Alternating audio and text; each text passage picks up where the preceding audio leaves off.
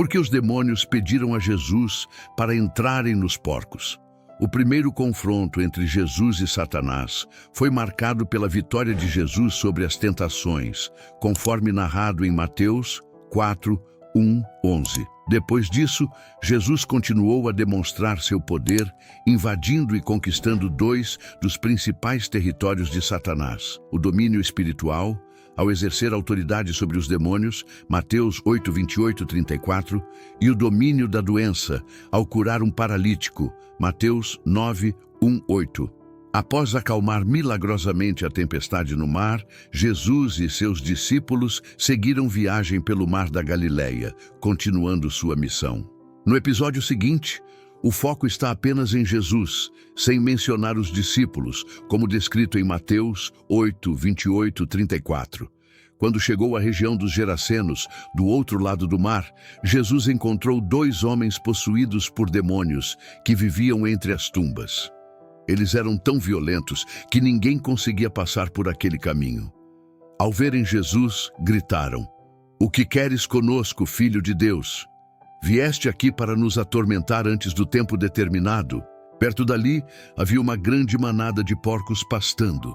Os demônios suplicaram a Jesus: "Se vai nos expulsar, envie-nos para aquela manada de porcos." Jesus respondeu: "Vão." Então os demônios saíram dos homens, entraram nos porcos, e a manada inteira correu morro abaixo, caindo no lago, onde se afogou nas águas. Os cuidadores dos porcos, assustados, fugiram para a cidade e contaram tudo o que havia acontecido, inclusive sobre os homens que antes estavam possuídos. Isso fez com que toda a cidade fosse ao encontro de Jesus. No entanto, ao vê-lo, pediram que ele se retirasse da região. Mateus nos leva a refletir ainda mais sobre Jesus, respondendo à pergunta inquietante: que tipo de homem é este? Quando o grupo chega à outra margem, na região dos Gerasenos, estamos agora na Decápolis, um território predominantemente gentio. Isso explica a presença dos porcos, um animal considerado impuro pelos judeus. Ao entrar na região, Jesus encontra dois homens possuídos por demônios que viviam entre as tumbas. Marcos 5, 1, 20 e Lucas 8, 26, 39 também narram o episódio. Mas Marcos destaca um homem possuído por um espírito maligno. Ele vivia nas tumbas e ninguém conseguia contê-lo, nem mesmo com correntes. Por diversas vezes, ele havia sido preso com correntes e grilhões, mas sempre conseguia quebrá-los, demonstrando uma força sobrenatural. Ninguém era capaz de controlá-lo. Dia e noite aquele homem vagava entre as tumbas e pelas montanhas, gritando e se machucando com pedras. Quando viu Jesus de longe, correu e se prostrou diante dele, gritando em alta voz: "O que queres comigo, Jesus, Filho do Deus Altíssimo? Eu te imploro por Deus, não me atormente." Isso porque Jesus já havia começado a ordenar ao espírito maligno que saísse daquele homem. Jesus então perguntou: "Qual é o seu nome?" E o espírito respondeu: "Meu nome é Legião, porque somos muitos." Eles suplicaram insistentemente a Jesus para que não os mandasse sair daquela região. Perto dali havia uma grande manada de porcos pastando na encosta. Os demônios pediram a Jesus: "Envie-nos para os porcos, para que possamos entrar neles." Jesus deu permissão e os espíritos malignos saíram do homem, entrando nos porcos. A manada, que era composta por cerca de 2.000 porcos, correu descontroladamente encosta abaixo e se lançou ao mar, onde se afogou. Os cuidadores dos porcos, apavorados, fugiram e espalharam a notícia na cidade e nos campos. Muitas pessoas foram até lá para ver o que havia acontecido. Quando chegaram, viram o homem que antes estava possuído pela legião de demônios. Ele agora estava sentado, vestido e em perfeito juízo. Isso deixou todos impressionados e assustados. Aqueles que testemunharam o ocorrido contaram às outras pessoas tudo o que havia acontecido com o homem e com os porcos. As pessoas começaram a pedir que Jesus deixasse a região. Então, Jesus entrou no barco para partir, mas o homem que havia sido libertado dos demônios pediu para ir com ele. Jesus, porém, não permitiu e disse: volte para casa, para a sua família, e conte a eles o que o Senhor fez por você e como teve misericórdia de você. O homem obedeceu e começou a contar na Decápolis tudo o que Jesus tinha feito por ele, e todos ficaram maravilhados. Grandes multidões da Galiléia, da Decápolis, de Jerusalém, da Judéia e da região além do Jordão seguiam Jesus. A situação antes era perigosa, pois aqueles 2 homens possuídos eram tão violentos que ninguém conseguia passar por aquele lugar. Eles eram conhecidos e temidos por todos. Os demônios, assim como Satanás, reconheceram imediatamente a autoridade de Jesus como o Filho de Deus, um título que os discípulos só viriam a compreender plenamente mais tarde. Esse reconhecimento aparece em várias passagens, como em Mateus 4:3-6, Mateus 16:16, Mateus 14:33, Mateus 3:17 e Mateus 17:5, quando o Pai revela que Jesus é o seu Filho amado. Mas quando os demônios usam esse título, eles estão reconhecendo que outro território de Satanás, o mundo espiritual, está sendo invadido e tomado pelo poder de Jesus. Curiosamente, enquanto os demônios sabem exatamente quem é Jesus, os discípulos ainda estavam descobrindo isso. No entanto, mesmo com esse conhecimento, os demônios continuam sendo o que são, cheios de ódio e rebeldia. Conhecer a Jesus e odiá-lo é algo completamente demoníaco. A pergunta que os demônios fazem a Jesus pode ser interpretada de maneiras diferentes, dependendo do contexto. Em Marcos 1:24, por exemplo, ela é feita de forma hostil e cheia de medo. O título Filho de Deus provavelmente carrega aqui seu significado mais profundo. Os demônios reconhecem Jesus não apenas como alguém poderoso, mas como aquele que realmente tem autoridade divina, desafiando completamente o domínio de Satanás. Os demônios reconheciam que Jesus não era apenas poderoso, mas o próprio Messias, o Filho de Deus. Ao fazerem a pergunta sobre o tormento, eles mostravam que sabiam que seriam julgados e rejeitados eternamente, como descrito em Judas 6.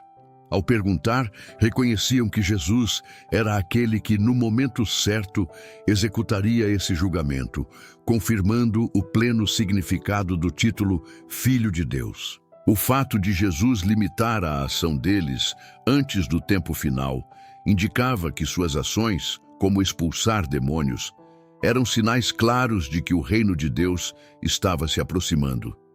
Esses demônios pareciam estar bem cientes de que existia um momento predeterminado para o julgamento final das forças de Satanás, quando gritaram: "O que queres conosco, Filho de Deus? Vieste aqui para nos atormentar antes da hora?" Eles estavam reconhecendo que a chegada de Jesus significava a invasão e conquista do domínio de Satanás. Embora o julgamento final ainda aguardasse o retorno glorioso de Jesus, como mencionado em Mateus 4:1-7 e Mateus 12:28-34, os demônios imploraram a Jesus que aceitasse sua proposta. Eles pediram permissão para entrar em uma manada de porcos, e Jesus consentiu. Ao receber a permissão, os demônios saíram dos homens e entraram nos porcos.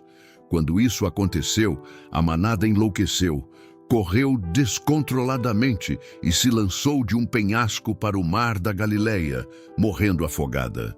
De forma irônica, a tentativa dos demônios de evitar o castigo eterno levou à destruição de seus novos hospedeiros terrenos. Jesus não tinha motivos para recusar o pedido dos demônios, pois isso serviu aos seus propósitos. Primeiro, libertou os homens que estavam sob possessão demoníaca. Segundo, os porcos, sendo animais considerados impuros na tradição judaica, serviram como um símbolo apropriado e um refúgio temporário para os demônios.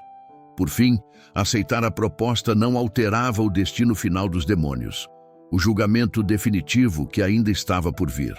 No dia do julgamento, Jesus aceitou a proposta dos demônios porque, de certa forma, eles estavam realizando parte de sua missão ao se autodestruir. Além disso, ao aceitar a sugestão, Jesus não cometeu pecado. Esse episódio contrasta com o encontro de Jesus com Satanás no deserto, onde ceder às exigências de Satanás teria levado Jesus à desobediência. Por isso, Jesus respondeu com as Escrituras e rejeitou as tentações. Essa é a diferença principal entre os dois casos. A petição dos demônios, em Mateus 8, não comprometia a santidade de Jesus, enquanto as demandas de Satanás tinham como objetivo levá-lo ao pecado. Os demônios pediram para entrar em uma manada de porcos próxima, algo que não seria mal visto pelos judeus, já que associavam porcos e demônios a algo impuro. Jesus, inclusive, já havia advertido seus discípulos a não lançarem pérolas aos porcos. Mateus 7,6. Segundo Pedro, os falsos mestres são comparados a porcos que retornam ao lamaçal, refletindo sua natureza caída. 2 Pedro 2,22. No entanto, na margem leste do Mar da Galileia, um território gentio, esses porcos não eram selvagens, mas criados para o comércio. Seus donos certamente ficaram arrasados com a perda de uma manada tão grande, estimada em cerca de 2.000 porcos, conforme Marcos 5,13. A escolha dos demônios de entrar nos porcos tinha um propósito destrutivo. Eles são conhecidos por causar sofrimento e destruição à criação de Deus. Ao levar os porcos à morte, reforçaram sua hostilidade contra Jesus e sua missão de invadir o domínio de Satanás. Mateus 17, 14, 20. A destruição da manada também teve outra consequência. Os gentios da região, em vez de celebrarem a libertação dos homens possuídos, pediram que Jesus fosse embora. Mateus 8,34. Esse pedido revela uma inversão de valores, onde a preocupação econômica superou a alegria pela vitória espiritual. Ao longo dos séculos, o mundo frequentemente rejeitou Jesus porque preferiu os porcos, ou seja, as coisas materiais, em vez da salvação. Jesus, no entanto, não destruiu os demônios naquele momento, mas permitiu que o mal seguisse seu curso, aguardando o dia em que tudo será restaurado. O desfecho do exorcismo não é detalhado em Mateus, mas Marcos e Lucas relatam que o homem libertado implorou para seguir Jesus. No entanto, Jesus o instruiu a voltar para casa e testemunhar o que Deus havia feito por ele. Lucas 8, 38, 39, Marcos 5, 18, 19. Em certo sentido, enquanto os discípulos eram pescadores de homens em terras judaicas, esse homem seria um pescador de homens entre os gentios. No entanto, o episódio também expõe os valores distorcidos das pessoas da região. A perda econômica gerada pela morte dos porcos fez com que os habitantes rejeitassem Jesus, preferindo manter seus bens materiais a abraçar o Salvador. Mateus 8,34 destaca essa realidade. Apesar de Jesus ter libertado 2 homens do poder dos demônios, a reação do povo foi de revolta, não de gratidão. O problema principal deles não era espiritual, mas econômico. Estavam mais preocupados com a queda nos lucros do que com a salvação e restauração espiritual que Jesus oferecia. Quando os habitantes viram Jesus se aproximando da cidade, pediram que ele fosse embora. Infelizmente, nós também somos culpados de algo semelhante. Muitas vezes, nos acostumamos tanto com o pecado que resistimos à ideia de Deus removê-lo, especialmente se isso significar abrir mão de prazeres ou de algo que consideramos valioso, como renda ou conforto. No entanto, apegar-se ao pecado é uma das atitudes mais destrutivas que podemos adotar. O final dessa história é profundamente significativo. Ele destaca que o ministério de Jesus não estava limitado apenas aos judeus, mas já apontava para a missão que incluiria os gentios. Além disso, mostra que a oposição a Jesus não se restringia a um povo específico, mas era baseada na resposta de cada indivíduo ao chamado dele. Essa reflexão sobre a nossa resistência ao pecado e a relutância em permitir que Deus o remova está profundamente enraizada nas Escrituras. A Bíblia aborda várias vezes o conflito entre os desejos terrenos e a obediência a Deus. Em Mateus 6, 19 e 24, Jesus nos ensina que é impossível servir a dois senhores, afirmando que não podemos servir a Deus e as riquezas ao mesmo tempo. Essa lição nos lembra que a lealdade ao pecado ou a busca por bens materiais pode nos afastar de Deus. A história dos Gadarenos, em que os habitantes escolhem preservar sua economia baseada em porcos em vez de acolher Jesus, é um exemplo clássico desse conflito. Ao longo das Escrituras, vemos repetidamente como as pessoas priorizam interesses mundanos em detrimento do que é espiritualmente correto. Em Romanos 12, 1-2, Paulo exorta os cristãos a não se conformarem com os padrões deste mundo, mas a transformarem suas mentes, para que possam discernir a vontade de Deus. Essa renovação espiritual é essencial para a fé cristã. O ministério de Jesus, que se estende aos gentios, é um tema central no Novo Testamento. Efésios 2, 11, 18 fala sobre como Cristo derrubou as barreiras entre judeus e gentios, criando em si mesmo um novo povo. Isso reflete a universalidade do amor e da misericórdia de Deus, mostrando que a salvação é para todos. A oposição a Jesus, portanto, não é determinada por etnia ou origem cultural, mas pela disposição do coração em responder ao seu chamado. A narrativa em Mateus reforça que a rejeição a Jesus transcende barreiras culturais e raciais. Nos Atos dos Apóstolos, vemos o Evangelho se expandir além das fronteiras judaicas, alcançando diferentes povos e culturas.